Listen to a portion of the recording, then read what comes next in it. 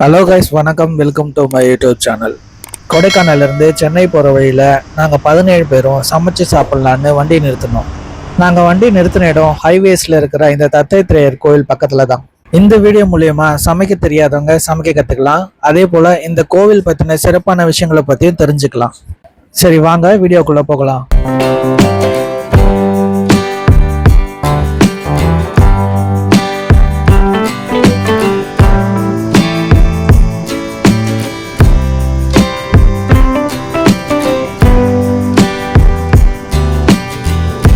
நாங்கள் இந்த ட்ரிப்பில் சமைக்கிறதுக்கு சமையல் பாத்திரம், மளிகை சாமான், அரிசி, சிலிண்டர்னு எல்லாமே எடுத்துகிட்டு போயிருந்தோம். இந்த 4-5 நாள் ட்ரிப்பில் எங்கள் எல்லாருக்குமே ரொம்ப சுவையாக சமைச்சு கொடுத்தது எங்கள் அக்காவோட ஹஸ்பண்ட் ஸ்ரீனிவாசன் மாமா தான். நாங்கள் எல்லாருமே வெஜிடேரியன் அப்படிங்கிறதுனாலையும் வெளியே ஹோட்டல்ஸில் மோஸ்ட்லி நான்வெஜ் தான் கிடைக்குது அப்படிங்கிறதுனாலையும் இந்த ட்ரிப்பு ஃபுல்லாகவே நாங்கள் சமைச்சு சாப்பிட்லான்னு முடிவு பண்ணோம். முதல்ல நாங்கள் சாப்பிட்றதுக்கு சமைச்சது சாம்பார் தான். ஃபர்ஸ்டே நாங்கள் துவரம்பருப்பு குக்கரில் வேக வச்சு எடுத்துக்கிட்டோம். அதுக்கப்புறம் ஒரு டப்பரால எண்ணெய், கடுகு, வெங்காயம், தக்காளி இதெல்லாம் போட்டு வதக்கிட்டு வெட்டி வச்ச கத்திரிக்காய், மிளகாத்தூள், உப்புலாம் தேவையான அளவு போட்டு கொதிக்க வச்சிட்டோம். அதுக்கப்புறம் குக்கரில் வேக வச்ச பருப்பு கடையில் அதில் ஊற்றி கொதிக்க வச்சிட்டோம். ஸோ கொஞ்சம் நேரத்தில் சாம்பாரும் ரெடி ஆயிடுச்சு. சரி, சாம்பார் கொதிக்கிட்டோம். நாம இந்த தத்தாத்ரேயர் கோயிலுடைய சிறப்புகளை பத்தி தெரிஞ்சுக்கலாம். இந்த தத்தாத்ரேயருடைய வாழ்க்கை மற்றும் நிகழ்வுகள்லாம் மகாபாரதம் மற்றும் ராமாயணம் போன்ற இதிகாசங்கள்ல குறிப்பிடப்பட்டிருக்குன்னு சொல்றாங்க.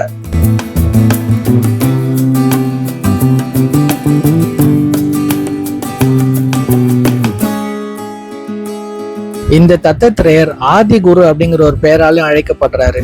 ஆதி குரு அப்படின்னா தெய்வீக அறிவை ஊக்குவித்த முதல் குருவாக இருக்கிறதுனால குருக்களின் குரு அப்படின்னு அழைக்கப்படுறாரு இந்த தத்தாத்ரேயர்.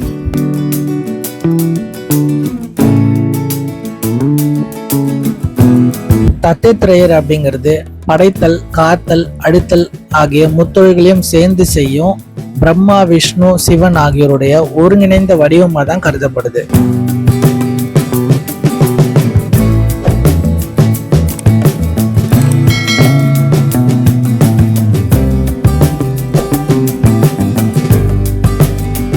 இங்க கோயில் மட்டும் இல்லாம ஆசிரமமும் அடங்கியிருக்கு. இங்க வர்ற பக்தர்கள் நம்பிக்கையோட இளநிய கட்டிட்டு வேண்டுதல் வச்சுட்டு போறாங்க.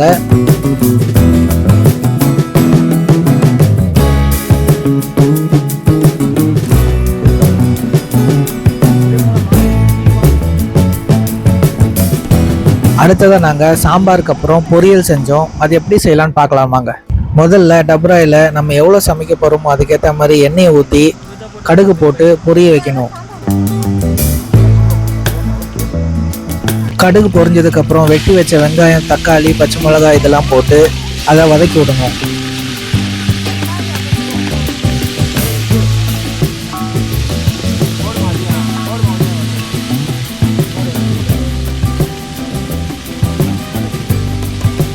அதுக்கப்புறம் நாங்கள் சிறுபருப்பு சேர்த்துக்கிட்டு தேவையான அளவு உப்பு சேர்த்துக்கிட்டோம்.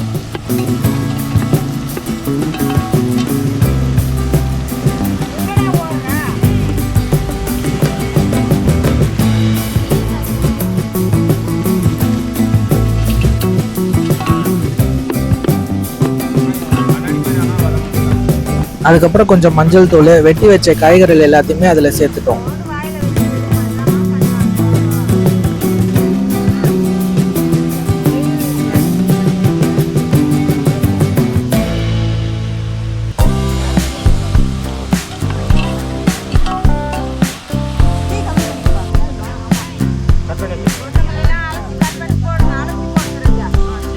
நாங்கள் பொரியலுக்கு கேரட்டு, கோஸு, கொஞ்சம் குடமிளகா இதெல்லாம் சேர்த்துக்கிட்டோம்.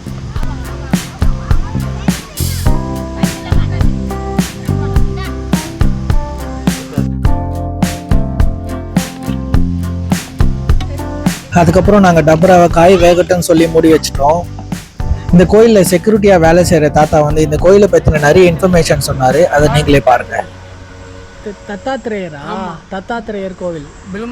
பிரம்மா, சிவன், விஷ்ணு 3 பேருக்கு பண்ணது தத்தாத்ரேயர். ஓ, மாயா முத்தா உத்துவித பால தத்தாத்ரேயர், காளி சித்தி ஆஞ்சநேயர், பஞ்சமுக விநாயகர், அருள்மிகு யோக தட்சிணாமூர்த்தி உருவம். சுவாமிஜி வந்து மைசூரில் இருக்கிறார். ஓ இதோட கணபதி சச்சிதானந்த சுவாமிஜி ஆ வித்யானந்த தீர்த்த மகா சுவாமிகள் ஆ தத்த பீடம் ஓ சரி வேளச்சேரியில் தலைமணி ரோட்டில் இருக்குது பேபி நகரில். நாங்கள் வேளச்சேரி தான். பேபி நகரில் ஆமாம் பேபி நகரில் கணபதி சச்சிதானந்த ஆசிரமம் ஸ்ரீ சத்யானந்த ஆசிரமம். அவருடைய தான் அது. ஓ சரி சரி சரி. 14 கோயில் மாயா முத்தை தான் லாஸ்ட் கோயில். ஓ மொத்தம் 14 கோயில் இருக்கு அவருக்கு. 16 கோயில். இது லாஸ்ட் கோயில். இது என்ன ஊருங்க? கடமலைப்புத்தூர். 109 கடமலைப்புத்தூர். கடமலைப்புத்தூர். இதோட main area main side Acharapakkam. அச்சிரப்பாக்கத்தில் இருக்கிற அச்சிரப்பாக்கம் தான் சொல்லுவாங்க. இது அச்சிரப்பாக்கம். இப்போ கர்நாடகத்து ஆந்திராவில் நடக்குது. தெலுங்கு சுவாமிஜி அழகாக போயிடலாம். காக்கிநாடு போயிடலாம். காக்கிநாடா? Okay okay. அங்கே இருக்கவங்க போயிடலாங்களா? சரி சரி. வேளச்சேரி அங்கே இருக்கவங்க ட்ரெயினில் புக்கிங் பண்ணி போயிடலாங்க. சரி சரிங்க சரிங்க. நல்லதுங்க ஐயா. இது நல்லா விசேஷமான கோயிலுங்க. அப்படிங்களா? சரி சரி. காளி சித்தி ஆஞ்சநேயருக்கு தேங்காய் வாங்கி கட்டுறது. பஞ்சமுக விநாயகர் பாலசுத்தாத்துக்கு வேட்டிங்கன்னா 45 நாளில் நிறைவேறிடும். ஓகே. நிறைவேறினா உடனே அந்த தேங்காய் வெட்டிட்டு அச்சனை கட்டி அபிஷேகம் பண்ணி. சரி சரி சரி. நல்லதுங்க ஐயா. தேங்க்யூ. அடுத்ததான் ரசம் எப்படி செய்யறதுன்னு கற்றுக்க போகிறோம். முதல்ல வானலில் தேவையான அளவு எண்ணெய் ஊற்றி கடுகு போட்டு பொரிய வைக்கிறோம். கடுகு பொரிஞ்சதுக்கப்புறம் காஞ்ச மிளகா 4 போட்டு ஒரு தாளிப்பு ரெடி பண்ணுறோம். ஆல்ரெடி நாங்கள் தக்காளி, மஞ்சள் தூள், உப்பு, புளி கரைசல், பருப்பு கரைசல், கருவேப்பிலை, கொத்தமல்லி இதெல்லாம் போட்டு ரசத்துக்கான கரைசல் ரெடி பண்ணி ஒரு டப்ரால வச்சுட்டோம். ஒரு கொதி வந்ததுக்கப்புறம் வானலில் இருக்கிற தாளிப்பு எடுத்து டப்ரால மிக்ஸ் பண்ணி ரசத்தை அடுப்புலேருந்து இறக்கிட்டோம்.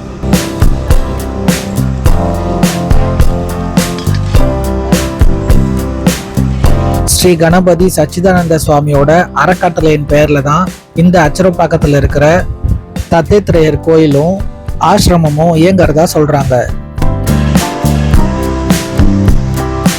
ஸ்ரீ கணபதி சச்சிதானந்த சுவாமிஜி தான் இந்தியாவின் மைசூருவில் உள்ள அவதூத தத்த பீடத்தின் தலைவராகவும் மதிப்பிற்குரிய ஆன்மீக தலைவராகவும் இருக்கிறாரு.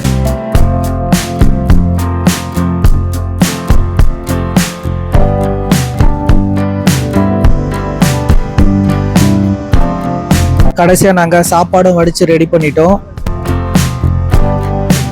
அதுக்கப்புறம் நாங்க எல்லாரும் ஒண்ணா உட்காந்து சாப்பிட ஆரம்பிச்சோம். நாங்க கொடைக்கானல் போன 3 நாள் டூர் எல்லாமே நம்மளோட யூடியூப் சேனல்ல இருக்கு. டிஸ்கிரிப்ஷன்ல லிங்க் கொடுக்குறேன், கண்டிப்பா போய் பாருங்க. இந்த வீடியோ பிடிச்சிருந்துச்சுன்னா லைக் பண்ணுங்க, கமெண்ட் பண்ணுங்க, ஷேர் பண்ணுங்க. மறக்காம நம்மளோட யூடியூப் சேனலை சப்ஸ்கிரைப் பண்ணிக்கோங்க. நன்றி.